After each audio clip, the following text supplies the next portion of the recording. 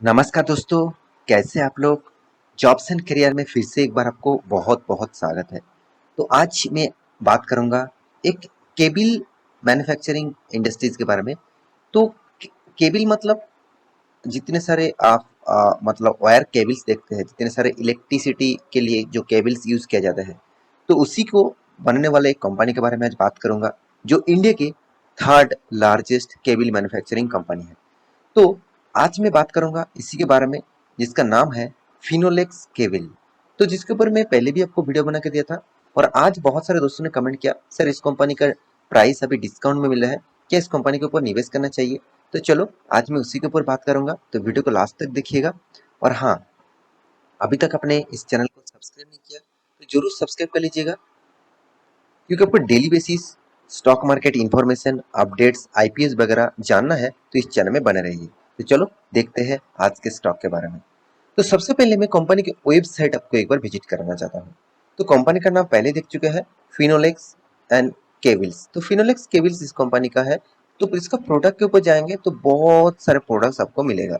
जैसे आप देखेंगे तो वायरसेंस केबल, जिसका इसका मेन बिजनेस है।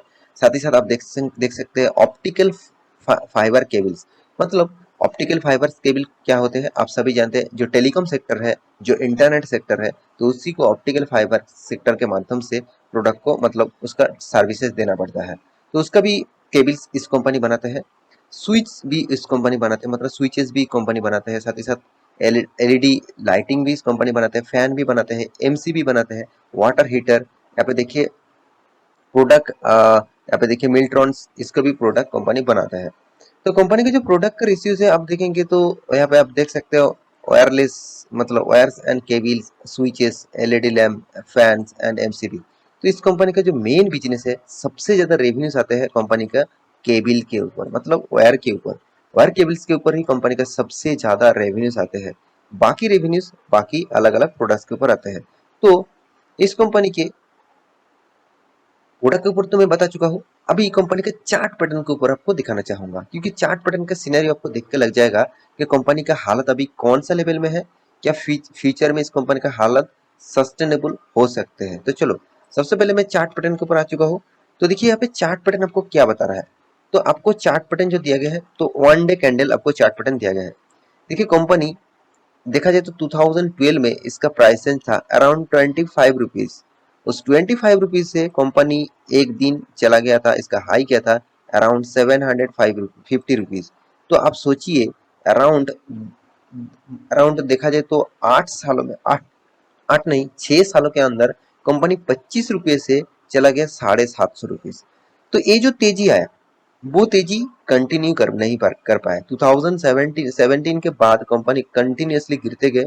उसके बाद इस टाइम पीरियड में लॉकडाउन आया, तो फिर से कंपनी का जो प्राइस रेंज है वो 150 रुपीज तक आ गया था। और 150 रुपीज के आने के बाद, लॉकडाउन होने के बाद फिर से रिकवरी करना स्टार्ट हुआ, धीरे धीरे रिकवरी तो कर रहा था, अराउंड 600 तक गया था।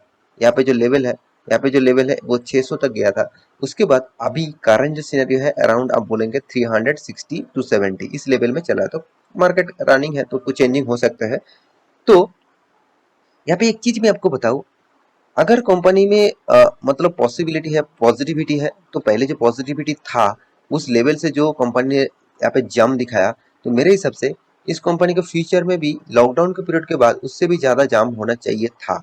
मगर कंपनी ने उस तरीके से कुछ परफॉर्मेंस नहीं किया। तो उसके पीछे कारण मैं आपको बताऊंगा। तो देखिए कंपनी का चार्ट पैटर्न है, अभी जो दिखा रहा है कंपनी 200 डेज, यहाँ पे जो टेंट लाइन आपको डग करके रखा है वो 200 डेज ईएमआई है। 200 डेज ईएमआई को यहाँ पे क्रॉस कर चुके हैं, मतलब ब्रेक कर चुके हैं, और यहाँ पे नीचे के लेवल में आ रहा है। तो मेरे हिसाब से यहाँ पे जो ट्रेंड है, यहाँ पे जो ट्रेंड है, मेरे हिसाब से आपको इस लेवल तक देखने को मिल सकता है। इस लेवल तक आपको देखने को मिल सकता है, आप इस लेवल तक स्टॉक को देखने को मिल सकता है, क्योंकि यहाँ पे एक big resistance and support zone है, तो इस लेवल तक आ सकते हैं। देखिए मेरे कहने का मतलब ये नहीं कि मैं आपको जो लेवल बता रहा हूँ कल जाके आप इंटरडे कर लीजिएगा, कल जाके आप कोई ट्रेड ले लेंगे, तो कोई स्विंग ट्रेडिंग कर लेंगे, क्या कोई फ्यूचर ऑप्शंस में काम कर लेंगे, ऐसे बिल्कुल मत करिएगा। आपको मैं लॉन्ग टर्म पीरियड के लिए इसीलिए चार्ट पैटर्न दिखा रहा हूँ कि कौन सा लेवल में कंपनी अभी है, क्या उस कंपनी का प्राइस अभी आपको सस्ते में मिल रहा है।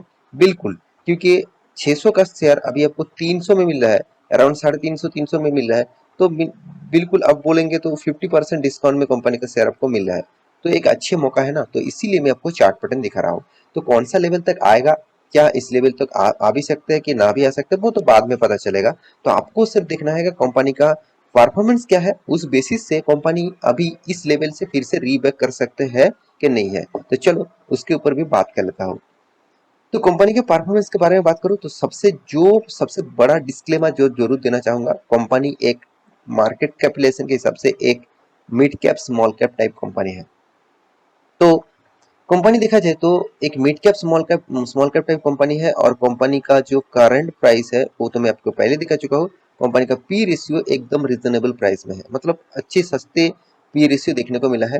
देखिए इसका मतलब आप मत समझ लेना कि सस्ते पी रेशियो मतलब कंपनी बेस्ट होगा, और ज्यादा पी रेशियो मतलब कंपनी खराब होगा, ऐसे बिल्कुल मत सोचना।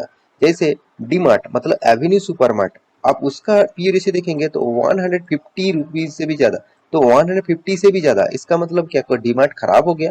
डीमार्ट हाई वैल्यूएशन में है, बिल्कुल हाई वैल्यूएशन में है, फिर भी लोग खरीदना चाहते हैं डीमार्ट को। लोग ज्यादा पैसा देने के बाद भी लोग उसको खरीदारी करना चाहते हैं। इसका मतलब समझ लीजिए, प्रोडक्ट अच्छा है तो लोग उसके ऊपर दाम देना जरूर चाहेंगे। अगर प्रोडक्ट में कुछ दम नहीं है तो उसको जितना भी सस्ते में आप दे तो वो प्रोडक्ट लोग खरीदारी करना नहीं चाहेंगे। तो ये बात को भी आपको ध्यान में रखना है। तो कंपनी के जो रिटर्न ऑफ कैपिटल एम्प्लॉयड है वो 21% है, और रिटर्न ऑफ इक्विटी जो है वो 16% है। मुझे इस कंपनी के ऊपर सबसे जो बेस्ट पॉइंट कौन सा लगा आप जानते हैं? वो है कंपनी का कर्जा, ना के बराबर है, जीरो डेप्थ है। क्योंकि देखिए जो कर्जा है वो ना के बराबर है, 8 साढ़े 8 करोड़। तो कंपनी का जो इनकम हो रहा है 600 करोड़ का, उनमें से 8 करोड़ कर्जा, मान के चलिए एकदम ना के बराबर है। मैं जरूर कहूंगा, मान के चलिए आपके पास 1000 रुपया है, तो उनमें से अगर आपके पास मान के चलिए 10-20 रुपया अगर अगर आपके पास गिर भी गया, तो आपको कुछ फर्क नहीं पड़ना चाहिए, मतलब कुछ फर्क नहीं पड़ेगा। अगर 100 रुपये से आप अगर आपको 20 रुपया गिर गया, तो मान के चलिए आप थोड़ा सा घबरा जाएंगे। तो सेम टू सेम यहाँ पे कर्जा जितना कम होगा उतना ही कंपनी के लिए खास पॉजिटिविटी रहेगा, क्योंकि कंपनी उतना खास काम कर पाएंगे। देखिए कर्जा से ही तो ज्यादा से ज्यादा पैसा चला जाता है, कितना भी आप इनकम कर ले, अगर कर्जा ज्यादा है तो आपको तो पूरा पैसा वहां पे इंटरेस्ट चुकाते चुकाते ही चला जाएगा। तो इसके लिए कंपनी के हाथ में कैश फ्लो भी शानदार है, मतलब इस कैश को कंपनी किसी भी प्रोजेक्ट के लिए, किसी भी मशीनरी खरीदने के लिए, कंपनी को आगे लेके जाने के लिए, तो कंपनी डिविडेंड देने के लिए, बहुत सारी चीज के ऊपर कंपनी यूज कर सकते हैं। तो अच्छे खासा कैश भी है कंपनी के। टाइम पीरियड जो है इन्वेंटरी मतलब कंपनी का प्रोडक्शन करने के लिए 80 डेज लग रहा है, और कंपनी के हाथ में माल बेचने के बाद 17 दिनों के अंदर पैसा आ रहा है। तो एक अच्छी बात है, इस कोई भी कंपनी के लिए ये बात सबसे पॉजिटिव पॉइंट माना जाता है। और एक चीज मैं जरूर कहूंगा, कंपनी का जितने सारे कंपटीटर है उनमें से अगर कंपेयर करें तो पॉलीकब तो नंबर 1 है, मैं इसको जरूर कहूंगा, इसके ऊपर तो जरूर फोकस होना चाहिए। फिर भी देखिए फिनोलेक्स एक ऐसा कंपनी है जो अकेला ही, उसके पास कोई भी कर्जा नहीं है, मतलब जीरो डेब्ट आप बोल सकते हैं। बाकी जितने सारे कंपनीज इसका कंपटीटर है आप देखेंगे, सारे के सारे के कंपनीज के पास कुछ ना कुछ तो कर्जा है। हाँ पॉलीकैब के पास आप कहेंगे सर ना के बराबर कर्जा है, बिल्कुल, फिर भी जीरो तो नहीं हुआ ना। तो देखिए फिर भी कंपनी का इनकम रेशियो सब देखेंगे तो कभी कभी भी कंपनी लॉस नहीं किया। तो इस कंपनी का बेस्ट पॉइंट क्या है आप जानते हैं?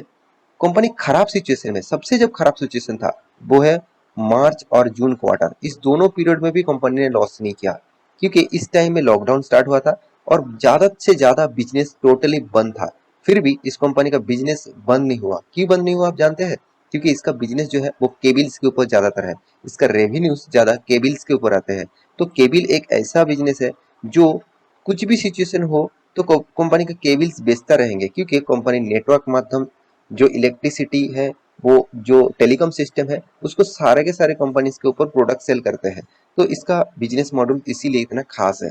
तो कंपनी के साल भर की परफॉर्मेंस दिखा दूं तो हर साल में कंपनी का प्रॉफिट रेशियोज बढ़ते जा रहा है, अच्छा खासा परफॉर्मेंस कंपनी कर रहा है। आप कहेंगे सर कंपनी तो उतना रिटर्न मुझे नहीं दिया, हाँ बिल्कुल, मगर आप देखेंगे तो 10 साल तक जिसने जितने सारे लोग इन्वेस्ट करके रखा तो 24% CAGR परसेंटेज के हिसाब से रिटर्न मिला उसको।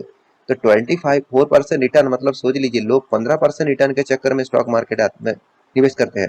देखिए जो जो जो जेन्युइन इन्वेस्टर है वो 15 से 20% तक एक्सपेक्टेशन करते हैं, मगर जो जो जिसे लगता है कि चलो मैं आज जाके निवेश करूँ, कल कल 30 50 100% का रिटर्न मिल जाएगा, तो वो निवेश करने के लिए नहीं आते।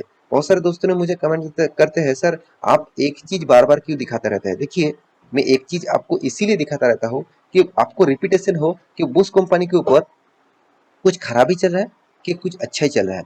तो वो चीज अगर आप कंटिन्यू देखते रहे तो आपको एक हैबिट बन जाएगा उस कंपनी के डिटेल्स के बारे में कि कभी भी आपको उस कंपनी से लॉस नहीं होगा। अगर आपको कंटिन्यू अगर आज आप देख रहे हैं कि कंपनी का प्रॉफिट हो रहा है, सेल्स ग्रोथ, प्रॉफिट ग्रोथ आप आज देख लिए, चलो मैं फिर से एक बार 6 मंथ के बाद इस कंपनी के ऊपर अगर वीडियो बना के दूं तो आपको देखने को मिलेगा कि चलो प्रॉफिट रेशियो सारा उस बात तो दिखा था 9% था, अभी चलो 20% हो गया, इसका मतलब कंपनी अच्छा खासा काम कर रहा है, चलो कंपनी के ऊपर कंटिन्यू करें। अगर आप देखेंगे कि चलो कंपनी का 5 साल में 0.5% माइनस हो गया इसका सेल्स ग्रोथ, इसका मतलब कंपनी में कुछ खराबी चल रहा है। तो ये बात के लिए ही मैं पूरा डिटेल्स आपको दिखाता रहता हूँ। देखिए मैं कंटिन्यू इस डेटा को फाइंड आउट करता हूँ। तो जितने सारे दोस्त स्टॉक मार्केट में फ्यूचर के लिए रहना चाहते हैं तो इसके लिए मेरे हिसाब से इस तरीके से डेटा आपको हमेशा कलेक्ट करना चाहिए, क्योंकि देखिए एफ के पास भी अच्छा खासा हिस्सेदारी है, डीएस के पास भी अच्छा खासा हिस्सेदारी है। तो आशा करता हूँ इस कंपनी का पूरा इन्फॉर्मेशन आपके सामने मतलब मिल चुका है। तो मेरी इस वीडियो आपको कैसा लगा जरूर कमेंट करना। तो इन्वेस्टमेंट करने से पहले कंपनी को बस स्टडी करना, और हाँ टेलीग्राम को भी ज्वाइन कर लेना, नीचे लिंक दिया गया है, जाकर एक बार ज्वाइन कर लेना। मिलते हैं नेक्स्ट टॉपिक लेके, तब तक के लिए अच्छे से रहिए, अपने ख्याल रखिए, बाय बाय।